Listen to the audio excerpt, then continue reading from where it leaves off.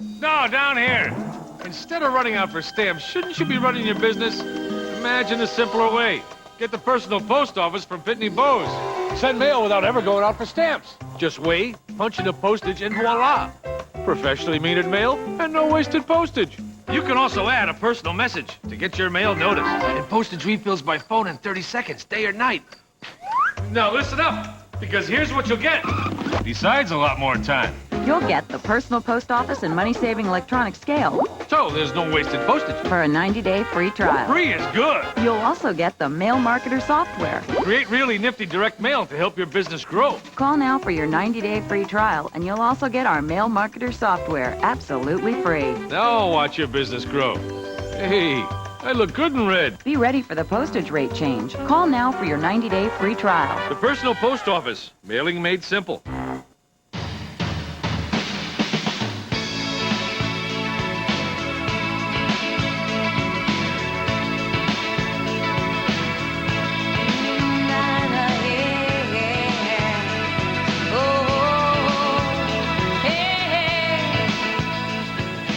In the Impact segment today, Project No Spank here in California. The idea is to pass a law that would make it illegal for parents to spank their own children.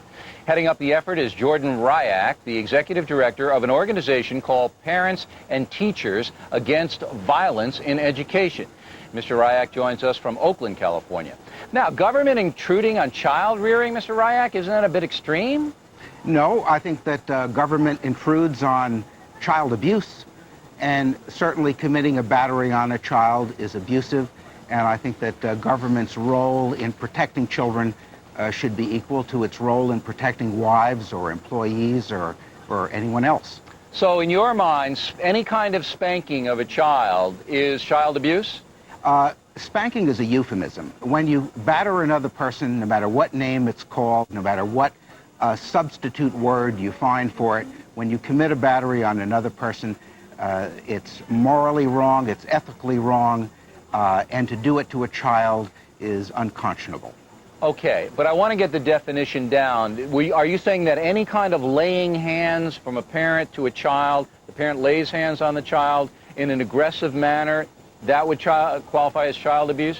I think that the standard that I'd like to see applied is the same standard that applies for the treatment of adults by other adults, or husband and wives, how they would treat each other.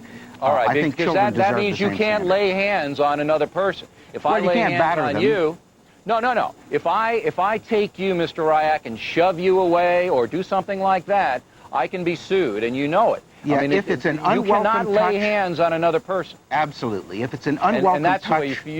all right, so that you feel that parents should not be able to lay hands on their own children. Well, it's not a matter of should be able to or permitted to. They should have enough sense to know that good parenting involves gentle touch, protective treatment, not hitting, whipping, All right, now I assaulting their think children. everybody would agree that hitting, whipping, any kind of a force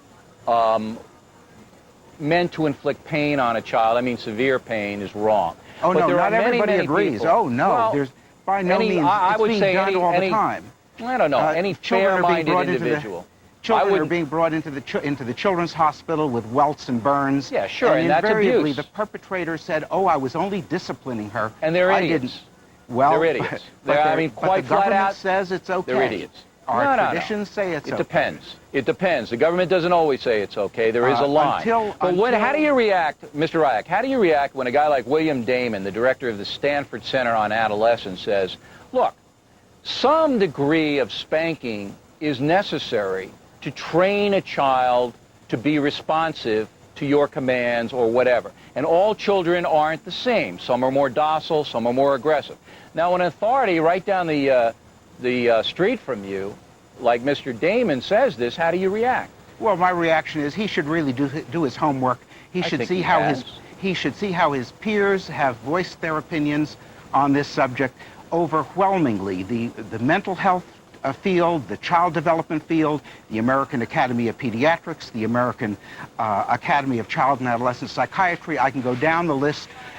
Organizations such as these have overwhelmingly come down against hitting children, and you've managed to find one academic who's out of step. I'm sure I can find 50. Well, I can find 50, and we're going to have them on the broadcast, not this week, but then. I can find 150. Basically, it's a debatable situation. It's a debatable situation. You could also find people who say, look, I smoked a packet of cigarettes a day, and I'm in perfect health and live to 90. I mean, in my case, as my whole generation grew up in houses that were painted with lead-based paint, and we could say, well, that proves that lead-based paint is okay. If you want to prove the point, you could.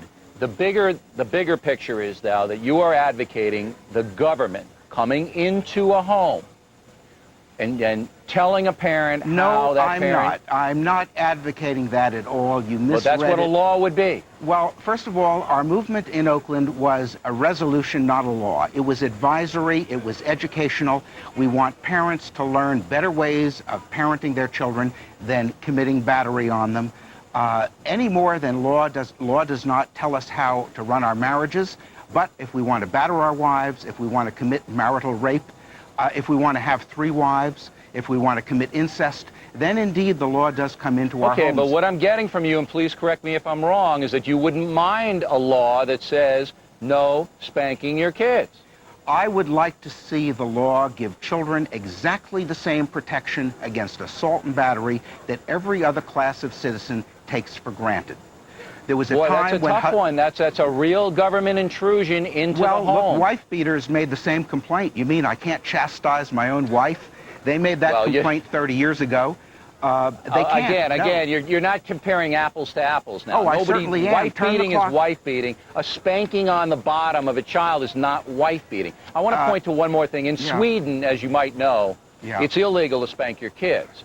And in Sweden, they found out since the law has passed that there have been more problems with children, with violent children, than before.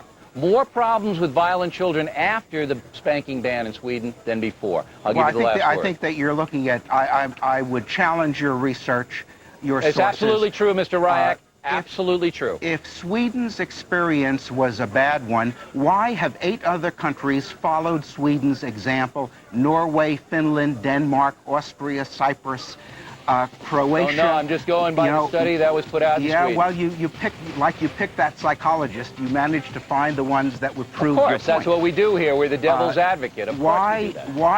Why is Germany and Belgium considering the same law? Why wouldn't Sweden, after 20 years, why wouldn't they reverse their position? Those are all good questions, and in the weeks to come, we'll try to answer, Mr. Ryak. Thank you very much. We appreciate it. Directly ahead, the movie Saving Private Ryan, Savage. It never fails. If I spend money on something, the cats hate it. If it's free, they think it's wonderful. Bought the fancy bed. Whop. Free box it came in. Big hit. Wacky mouse. Flop. Ball of aluminum foil. Free, so big hit. So I knew my cats would love this fun play center. Why? I got it free, just for using my First USA Cat Lovers Platinum MasterCard. Let the world know you love cats with the First USA Cat Lovers Platinum MasterCard. And if you call right now, you'll get this Cat Play Center, a $39 value, free with your first purchase or balance transfer. The First USA Cat Lovers Platinum MasterCard is like a reward for your good credit. There's no annual fee and a low introductory interest rate of 3.9% that goes up to just 12.99% after 6 months. Plus, you can choose from 3 charming cat designs. Don't tell them, but I picked the one with the white cat. You get all the privileges that come with a Platinum MasterCard, like our special warranty program for those high-ticket purchases, lost luggage protection, even airline flight insurance. And every time you use it, you let everyone know you're a cat lover. Now shopping is even more fun. With our low introductory rate of 3.9%, you can transfer balances from your high-rate cards to your Cat Lovers Platinum MasterCard and save hundreds of dollars in interest. Think of what you could do with all that extra money. Well, now that they've got the play center and my belt, I guess they don't need any more toys. Don't forget, You get the Cat Play Center with your first purchase or balance transfer. So call and apply today. Call 1-800-626-5408 to apply for a First USA Cat Lovers Platinum MasterCard and get this fun Cat Play Center, a $39 value, free with your first purchase or balance transfer. 1-800-626-5408. Think you could be a Wall Street whiz, a market maven, but don't have the cash? Well, here's your chance to cash in. Join Fox Market Wire's Investment Challenge. We give you $500,000 in virtual money and let you play the market. If by April 16th your portfolio has the most moolah, you win. No, you don't get to keep the cash, but you do get this. Lincoln pays the lease on a Lincoln Navigator for 1 full year. So show off your street smarts and join Fox Market Wire's Investment Challenge. Sign up now.